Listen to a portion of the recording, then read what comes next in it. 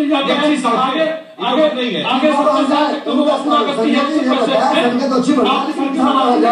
वो क्या उनको चलने के लिए छोड़ देते हैं।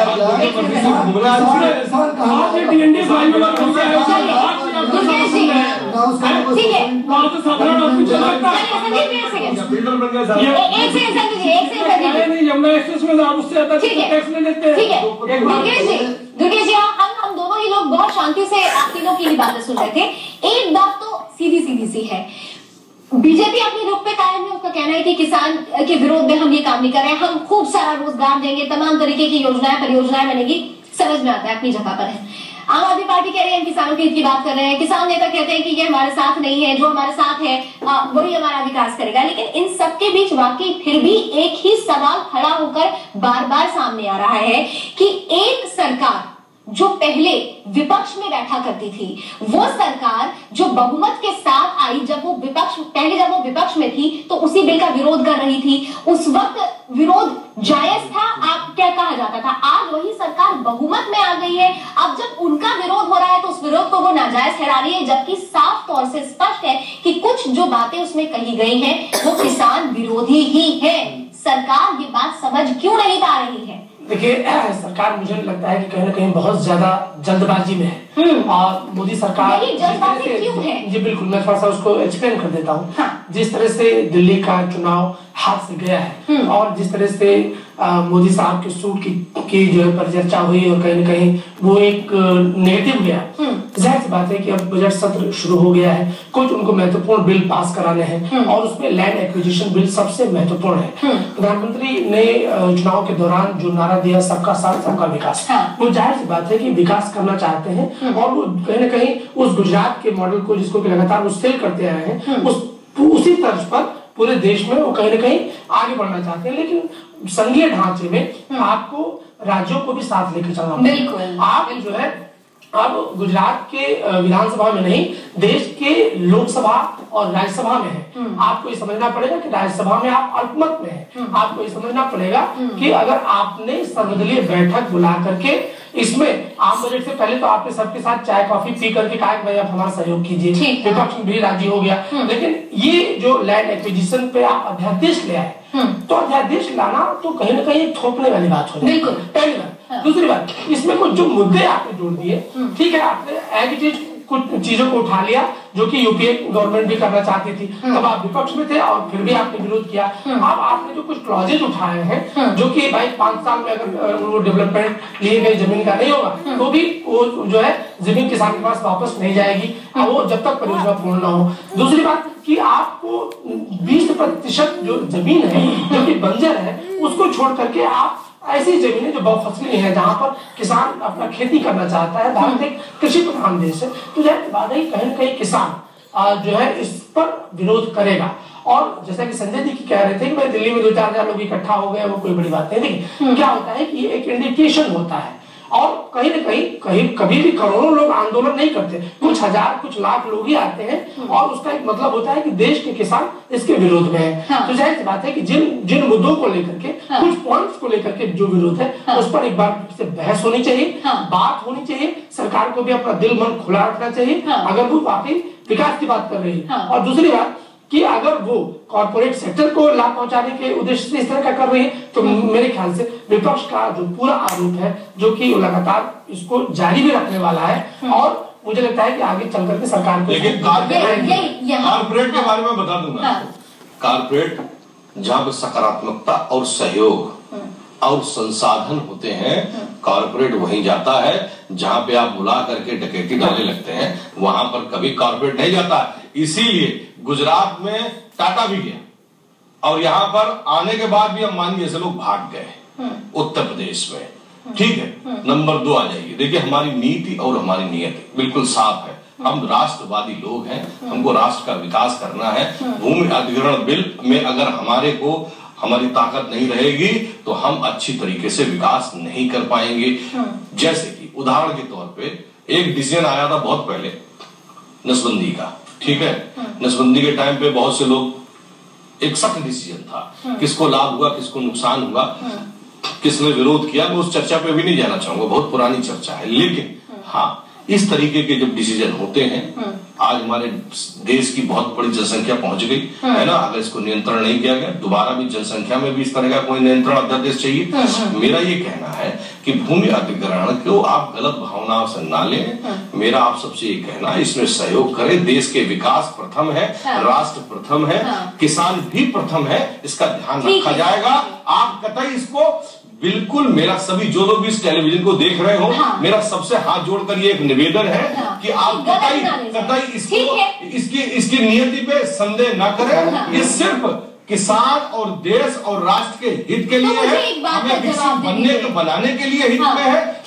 अगर कोई अच्छी, देखिए क्या यहाँ पर अगर हमारे पास पर्याप्त बिजली नहीं होगी, पर्याप्त पानी नहीं होगा, पर्याप्त सड़कें नहीं होंगे, पर्याप्त उद्योग धंधे नहीं होंगे, तो मेरा ये कहना है कि एक बार आपने जिस तरीके से मैंडेट भारतीय जनता पार्टी को राष्ट्रीय स्तर पे दिया है, पार्टी ने 9 स्टेट लगातार जिताई है देश ने, उसी तरीके से आप किसी भी गलत फहमी का शिकार न हो। किसान भाइयों, भारतीय जनता पार्टी आपके साथ थी, साथ है और हमेशा साथ रहेगी। संजय जी, किसान भाइयों की बात कर रहे हैं आप, राष्ट्र हित की बात कर रहे हैं आप, किसान हित की बात कर रहे हैं आप। लैंड एक्विजिशन एक्ट में चेंजेस या अमेंडमेंट्स की जरूरत नहीं थी, आप लैंड बैंक एक्ट बना देते, जो किसान चाहता अपनी मर्जी से वो दे देता आपको।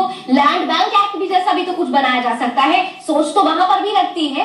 लैंड बैंक क्यों नहीं था, उनका डेवलपमेंट में शेयर हो सकता था। लैंड बैंक क्यों? अभी ये जो मैसेज सिर्फ ये है, ये मैसेज सिर्फ ये है कि हमको 100% कितना भी बड़ा अवरोध आए, कितने बड़े भी कांटे आए, हमको देश को विकास करना है।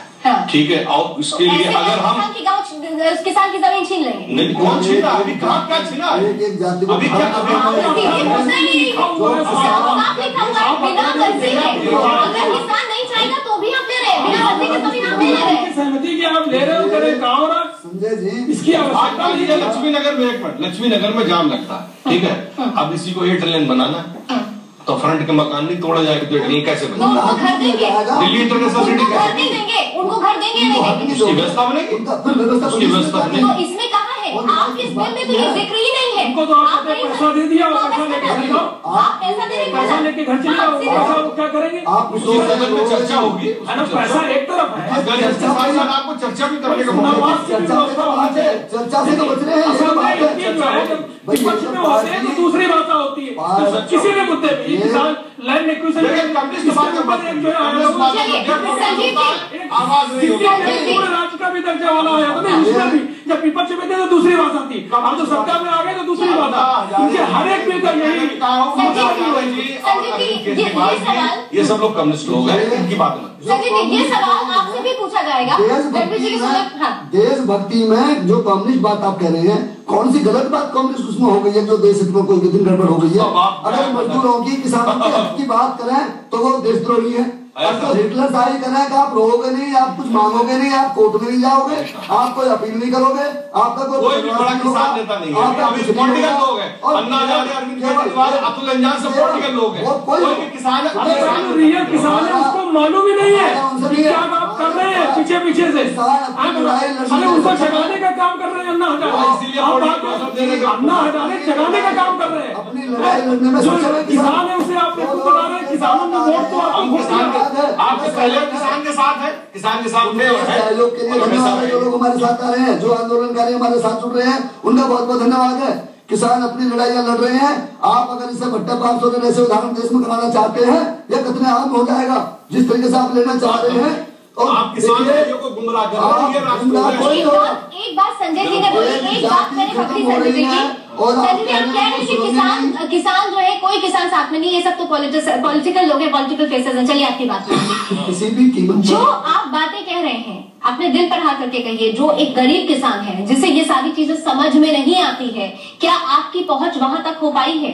ये तो वो लोग हैं जो किसान संगठन के किसान नेता है, चाहे रणवीर जी हो, चाहे किसान यूनियन के लोग हो जी। पलवल से जो एक पद यात्रा चली थी साहब, आपने अगर वो तस्वीर देखी हो तो उसमें वो गरीब किसान भी मौजूद था। उसे बस इतना पता है कि भाई मुझे मेरी जमीन नहीं देनी है, मुझे मेरी मर्जी लोगे तो मैं जरूर दूंगी वो जमीन। अभी ठीक 9 महीने पहले पूरे देश में, उत्तर प्रदेश हो, मध्य प्रदेश हो, महाराष्ट्र हो, सभी जगह जहां पर इतना अत्यधिक जातिवाद है, उत्तर प्रदेश में अत्यधिक जातिवाद है, यहाँ पर कभी कोई सोच नहीं सकता था कि जातिवाद से ऊपर उठ करके किसी भी राजनीतिक दल को मैंडेट मिलेगा। दिल्ली में तो कोई जातिवाद नहीं है।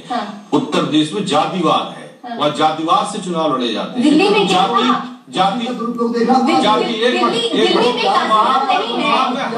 दिल्ली में कास्ट सिस्टम नहीं है, लेकिन दिल्ली के 21% किसान जो है, दिल्ली के 21% किसानों ने भी आम आदमी पार्टी को चुन लिया। संजय जी, आपने दिखा दिया।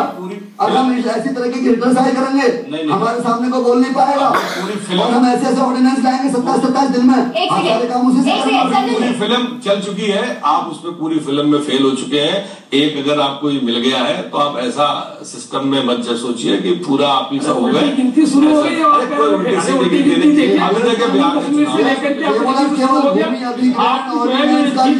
चल रहा था दिल्ली का किरण बेदी जैसे लोगों को आपने लगा दिया।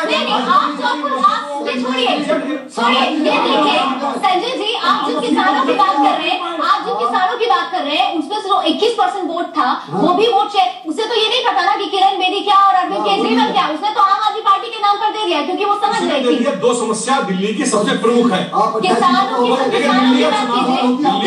बात कीजिए। आपने कहा हम फ्री बिजली फ्री पानी देंगे, किसानों की बात कीजिए। किसानों की बात कीजिए, मैं उस 21% की बात कर रही हूँ, मैं उस 21% की बात कर रही हूँ। मैं इस मुद्दे पर चलिए, अच्छा ठीक है, चलिए हम वापस आते हैं मुद्दे पे। हम भूमि अधिग्रहण बिल की बात करें। संजीव जी, बहुत देर से एक सवाल आपके लिए इंतजार कर रहा है, मेरा सीधे सीधे कहना। संजय जी को बहुत हम लोगों ने उनसे बहुत ज्यादा सवाल हो गए, आपसे एक सवाल। आप लोग शुरू से कहते आए हैं कि आप आम आदमी के हित की लड़ाई लड़ रहे हैं, जनता के हित की लड़ाई लड़ रहे हैं। ठीक है, माना कि आप भले ही धरने में आप कह रहे हैं कि हम किसान के हित के लिए पहुंचे थे, लेकिन जो एक मुख्यमंत्री का वहां पहुंचना, उसके बाद वो भाषण देना, ये किसी के गले नहीं उतर रहा है। क्यों नहीं? आप लोकसभा में भी आपके पास 4 तो है ना, संख्या बड़े, आप वहां क्यों नहीं बात रख रहे हैं? देखिए, बहुमत या अल्पमत की बात नहीं है, बात रखने की बात है। क्यों नहीं वहां पर आपकी तरफ से बात रखी जा रही है? क्यों सड़क का सहारा लिया जा रहा है? वही सड़क जिसके लिए बार बार आपको कहा जाता रहा था कि आप लोग धरना स्पेशल पार्टी। भाई फिर अभी मैं वही चर्चा भी मैंने आपको बताई है कि अभी कुछ दिन पहले 10 दिन पहले जो बारामती में गए हुए थे, बारामती में गए हुए थे प्रधानमंत्री महोदय, वहां भी उन्होंने कुछ बोला। उन्होंने खुद कहा था, ये देखिए मीडिया के बंधु निकालेंगे कि 6 महीने पहले मोदी ने क्या कहा था और अब क्या कह रहे हैं। वो खुद उनको भी आभास होता है कि हम आज इस मंच पर बैठे हुए हैं इनके साथ, जब हम चुनावों का माहौल तब हम कह रहे थे कि नेचुरली करप्ट पार्टी है, और आज इनके साथ मंच साझा कर रहे हैं। उन्होंने देखिए सवाल ये है कि दिल्ली के मुख्यमंत्री हैं, वो प्रधानमंत्री है, वो प्रधानमंत्री है, वो अगर जा रहे हैं किसी कार्यक्रम में, वो किसी कार्यक्रम विशेष में धरने में नहीं गए हैं, जहाँ बकायदा धरना हो रहा है, आंदोलन हो रहा है। ये आंदोलन हो रहा है और ये गैर राजनीतिक आंदोलन था। सवाल ये, दिल्ली के मुख्यमंत्री के हैसियत से अगर उनको, तो वो सर मैंने आपको बताऊं नीचे बैठे थे, वो नीचे बैठे हुए थे, जैसे आम पब्लिक बैठी हुई थी वैसे ही वो नीचे बैठे हुए थे। उनको वहां पर लोगों ने बीजेपी को कटघरे में नहीं लेते, आंदोलन सब कर रहे हैं। उन्होंने ये भरोसा दिया, दिल्ली के लोग हैं, दिल्ली के लोगों को भरोसा दिखा दिया कि यहाँ पर जबरदस्ती जमीन नहीं दी जाएगी। इतना दिल्ली के मुख्यमंत्री की हैसियत से बता दिया ना कि दिल्ली में आपकी जमीन जबरदस्ती नहीं दी जाएगी।